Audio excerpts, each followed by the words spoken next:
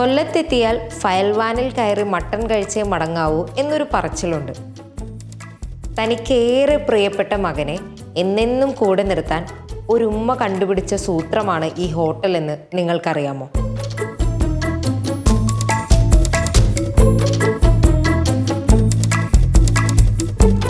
കൊല്ലത്തെ പേര് കേട്ട ഫയൽവാനായിരുന്നു മുഹമ്മദ് കുഞ്ഞ്. ഗുസ്തിയിൽ വലിയ ഇതുള്ള ഒരു സ്ഥലമാണ് കൊല്ലം. അങ്ങനെയാണ് വാപ്പായും ഒരു ഫയൽവാനായിരുന്നു, റെസ്ലറായിരുന്നു. ഈ അവരുടെ റെസ്ലിംഗ് എന്ന് പറയുന്നത് ഈ പഴയ കാലത്ത് ഈ ഗാട്ട റെസ്ലിംഗ്, ഇപ്പോഴത്തെ റെസ്ലിംഗ് അല്ല, ഈ മഡ് ഒരു ഗാട്ട റെസ്ലിംഗ് അതിലായിരുന്നു. അന്ന് ഈ ആൾക്കാരെല്ലാം ഈ സിംഗപ്പൂർ പോകാനുള്ള ഒരു പ്ലാൻ ഉണ്ടായിരുന്നു. അപ്പോൾ വാപ്പായി അന്ന് സിംഗപ്പൂർ പോകാൻ വേണ്ടി ഉള്ള പ്ലാനെല്ലാം ഇട്ടപ്പോഴത്തേക്ക് ഉമ്മാക്ക് വാപ്പായെ വിടണമെന്നില്ല സിംഗപ്പൂരിലോട്ട്. കാരണം ഇവിടെ ഒരു ജീവിതമാർഗം ഉണ്ടാക്കി കൊടുക്കുക എന്ന് പറഞ്ഞാൽ വാപ്പയുടെ ഉമ്മ അങ്ങനെ ഒരു ചെറിയൊരു ഹോട്ടലായിട്ട് ഇവിടെ തുടങ്ങി. അത് വെച്ചാൽ ഉച്ചയ്ക്ക് ഊണ് മാത്രം, അത് കഴിയുമ്പോൾ ഇവർ അടച്ചങ്ങ് പോകും. ഈ ചോട്ടുകാരൊക്കെ ഉണ്ടായിരുന്നു അന്ന് 6 മണിക്ക് 8 മണിക്ക് ആഹാരം കൊടുക്കുന്ന ടൈമിൽ, ആ ടൈമിൽ തുടങ്ങിയതാണ്. 85 കൊല്ലം മുമ്പ് ഈ കടകൾക്ക് പേരൊന്നും വെച്ചിട്ടില്ല, പേരൊന്നും വെക്കാറ് പതിവൊന്നുമില്ല. അപ്പോൾ എല്ലാവരും ഈ ഫയൽവാൻ്റെ ഹോട്ടലിലോട്ട് പോകാം. അങ്ങനെയാണ് ഈ ഫയൽവാൻ ഹോട്ടൽ എന്നുള്ള പേര് വരുന്നത്, മനസ്സിലായി? അല്ലാതെ നമ്മളായിട്ട് ഇട്ടതൊന്നുമല്ല. ഇന്ത്യയുടെ പല ഭാഗങ്ങളിൽ നിന്നുള്ള ഫയൽവാന്മാർ അന്ന് കൊല്ലത്ത് വരുമായിരുന്നു. അവർ ഫയൽവാൻ മുഹമ്മദ് കുഞ്ഞിനൊപ്പം തങ്ങി. അന്ന് ഒരു പഴയ ബിൽഡിംഗ് ആയിരുന്നു, അന്നൊരു ഡബിൾ സ്റ്റോറി ബിൽഡിംഗ് ആയിരുന്നു ഇവിടെ. അപ്പോൾ അതിൻ്റെ മുകളിൽ ഇവർ വന്ന് തങ്ങുമായിരുന്നു. പിന്നെ അങ്ങനെയുള്ള ഒരു കോണ്ടാക്ട്സ് വെച്ചുകൊണ്ട് ഈ ഫയൽവാന്മാർ ഇങ്ങനെ കറങ്ങും, ഇവരിങ്ങനെ ഈ ഇന്ത്യ മൊത്തം ഇങ്ങനെ കറങ്ങും. അപ്പോൾ അവരെല്ലാം വന്ന് ഒരു മാസം, ചിലപ്പോൾ 15 ദിവസം 20 ദിവസമൊക്കെ ഇവിടെ ഇങ്ങനെ ഒരു ഹാൾട്ടുള്ളതിനെ കൊണ്ട് ഇവിടെ വന്ന് സ്റ്റേ ചെയ്യുമായിരുന്നു.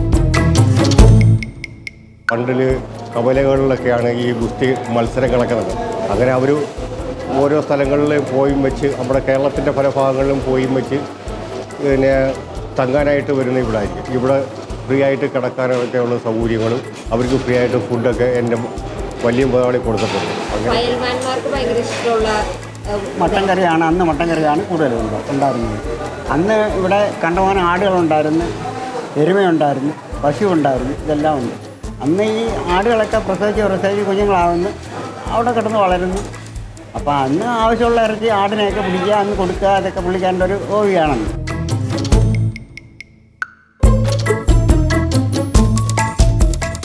മുഹമ്മദ് കുഞ്ഞ് വിളമ്പിയ മട്ടൻ കറി ഫയൽവാന്മാരുടെ പ്രിയപ്പെട്ട ഭക്ഷണമായിരുന്നു.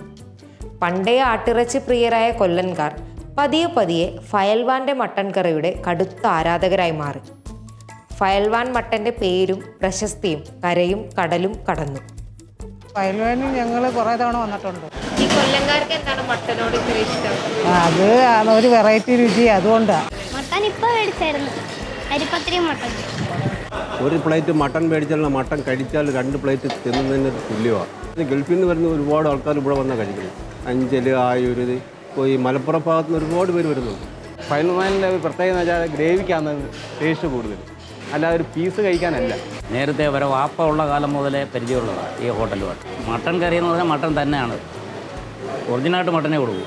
മട്ടൻ കറിക്കകത്ത് ഇറച്ചിക്കകത്ത് വേറെ ഇറച്ചി വരത്തില്ല. ഫുഡിൻ്റെ ടേസ്റ്റിലാണ്, ഫുഡിൻ്റെ ടേസ്റ്റ് അത്ര കാര്യമായിട്ടാണ് ഉണ്ടാക്കുന്നത്. ഇപ്പോഴ് ദിവസേന വരുന്നുണ്ട്.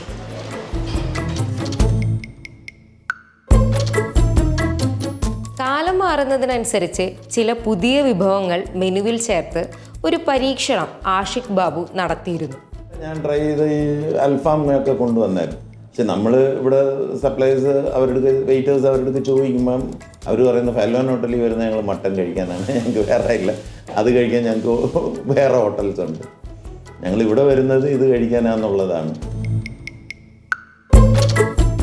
വർഷങ്ങളോളമായി ഫയൽവാനൊപ്പം നിന്ന് പണിയെടുക്കുന്ന തൊഴിലാളികളാണ് ഈ ഹോട്ടലിൻ്റെ ജീവനാഡി. 65 കാലം ഹോട്ടലിൽ ഞാൻ ഇവിടെ ഉണ്ടായിരുന്നു, ഞാൻ ഇവിടെ കാശിയിരിക്കുകയായിരുന്നു. എൻ്റെ പേര് ജയകുമാർ എന്നാണ്. ഞാൻ 26 കൊല്ലമായിട്ട് ഈ സ്ഥാപനത്തിൽ ജോലി ചെയ്തു. എൻ്റെ പേര് പ്രസാദ്, 37 വർഷമായി ഞാൻ ഇവിടെ വന്നത്. എൻ്റെ പേര് ഉദയകുമാറിനാണ്. ഞാൻ ഒരു തമിഴ്നാട്ടുകാരനാണ്. ഇവിടെ വന്നിട്ട് ഒരു 10-15 വർഷമായി. മെയിൻ പണി ഇതാണ്, അപ്പം ചൂടിയല്ലാണ് എൻ്റെ പണി. എൻ്റെ പേര് ചന്ദ്രബാബു, ഞാൻ എൻ്റെ മാനേജറാണ്. ഞാനിവിടെ 42 വർഷം കൊണ്ട് ഇവിടെ ഉണ്ട്. ഞാൻ ഇവിടെ വരുമ്പോഴത്തേക്ക് ഇപ്പോഴത്തെ മുതലാളിയുടെ വാപ്പാണ് ചെയ്തുകൊണ്ടിരിക്കുന്നത്. അപ്പോൾ പുള്ളി എന്നെ മോനെ കണക്ക് നോക്കി പുള്ളിയുടെ കൂടെ നിന്നു. പിന്നെ പാപ്പ മരിച്ചു കഴിഞ്ഞാൽ പുള്ളിയാണിത് ചെയ്യുന്നത്. പുള്ളിയുടെ നിൽക്കുന്നു. ഭക്ഷണം ഉണ്ടാക്കുന്നവരും ഭക്ഷണം കഴിക്കുന്നവരും ഒരുപോലെ മനസ്സും വയറും നിറഞ്ഞ് ചിരിച്ചിറങ്ങുന്നത് കാണുമ്പോൾ ഇവിടെ എത്തുന്നവരെല്ലാം ഫയൽവാന്മാരുടെ ചിത്രങ്ങളെ കൗതുകത്തോടെ നോക്കുന്നത് കാണുമ്പോൾ മുഹമ്മദ് കുഞ്ഞും ഉമ്മ ആസിയമ്മയും സ്വർഗത്തിലിരുന്ന് ചിരിക്കുന്നുണ്ടാകും.